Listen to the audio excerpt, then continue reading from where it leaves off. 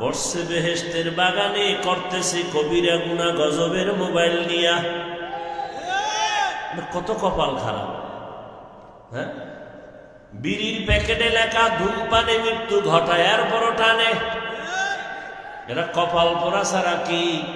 বসছে বেহেশতের বাগানে, করতেছে ফটো, বিনা কারণে, সরকারের অর্ডার ছাড়া, প্রয়োজন ছাড়া, মদিনার অনুমতি ছাড়া যে কোনো কারণে ছবি তোলা 1000 কোটি বার কবিরা গুনাহ, হারাম। বসছেন বেহেশতের বাগানে, করতেছেন কবিরা গুনাহ। মোবাইল সামনে নিয়ে কলবের দরজা বন্ধ করে রাখছি আর স্লোগান দেয়, দিনকে বদলে দাও। এই জন্য খালি দিন বদলায়, শান্তি আসে না। কারণ আগের দিনে সুদখোর, এখন দিন বদলাইয়াও সুদখোর।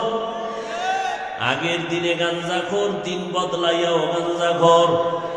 এজন্য সব নবীদের আওয়াজ, আলেমদের আওয়াজ, সাহাবাদের আওয়াজ, দিন বদলানো দরকার নাই। দিন বদলে দাও। না না না, আসলটারে বদলাও, দিন নয়, দিল বদলাও। দিল দিল দিল কি বদলাও?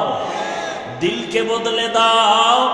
যদি দিল বদলাইয়া যায়, এসপি সাহেব চেয়ারে বসিয়াও কারো উপরে জুলুম করবে না।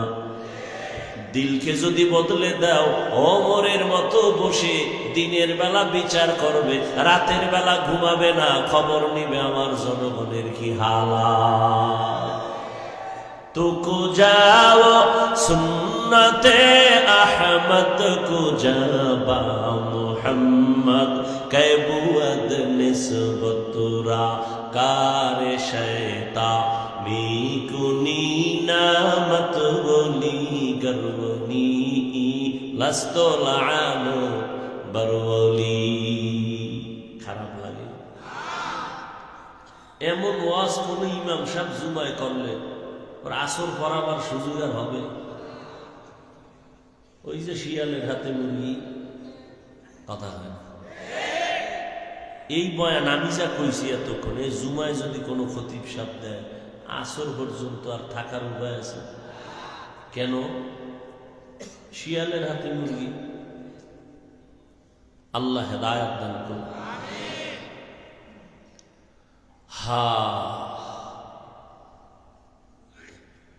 এরপরও কিছু কপাল পোড়ারা নিজের দোষ দেখে না, আলেমের দোষ খুঁজে।